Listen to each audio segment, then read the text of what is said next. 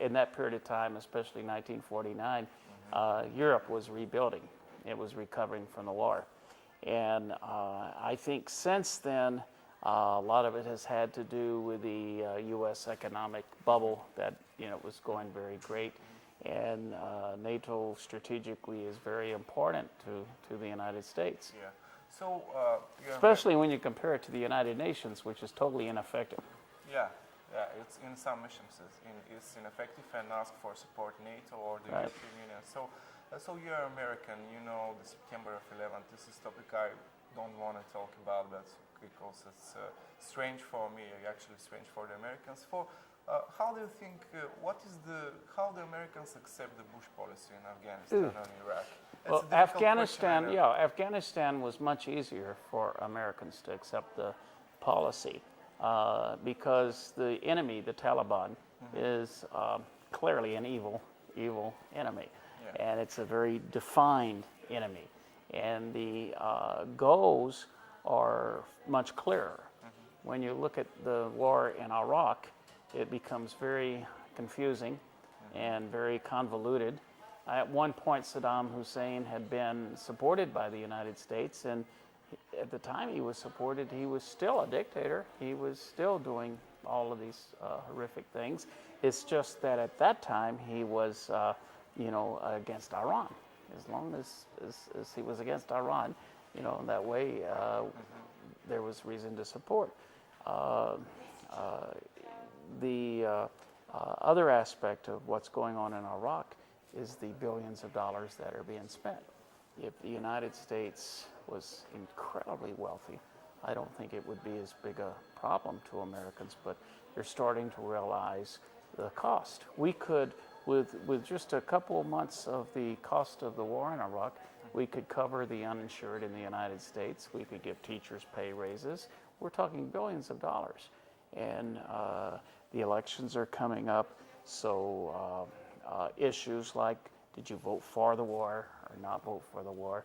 I would hate to be a soldier right now, but the bottom line is at least in the United States, we have a separation between politics and, what's happening in a war. Sometimes some people, if somebody takes a position against the war, they think they're against the soldier. That's crazy. The soldier is following orders. The soldier is doing their job. It has nothing to do with politics. It has nothing to do with for or against the war. In fact, a soldier could be against the war, but they're a soldier. They have to take orders and do their job. Yeah, actually your son is a soldier, Right. as a military. So why do young people choose to become a military? Because I'll explain you why. In Bulgaria right now there is a process when the army becomes fully professional. So in the United States it's like that, the army is fully professional. Why one young people is 23? My son's 23. 23, Yeah. For my son, he's been wanting to be a pilot since he was maybe 5 years old. My father was an Air Force pilot. And he grew up in the Civil Air Patrol, learning to fly when he was very young, learning all about flying. And then in college, he won an Air Force scholarship. And there were times in college he questioned whether, this was the right thing for him, but he stuck with it, and he seems to be happy doing this. And I say this as somebody who's relatively anti-war, but I support what my son wants to do. So are you proud with your heroes going to Iraq?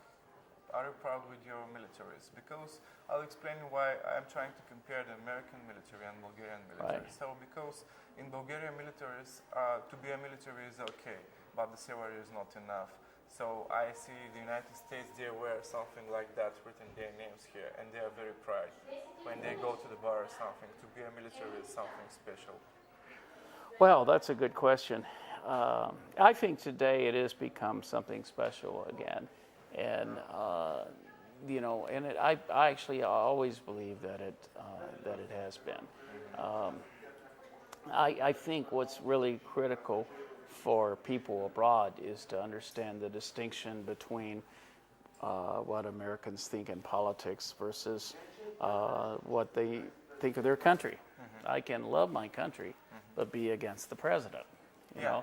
But And do you think enough secure right now in the United States? Do you think that the government and the military is enough secure the people of the United States after 9/11? oh, that's a good question. I think as long as terrorism is alive, nobody is secure. You know, no matter what we do, we can do the most we possibly can. And I don't believe the war in Iraq has increased our security. I think many actions have been taken to help secure port security. It's still not good enough, you know, help to secure the security at airports.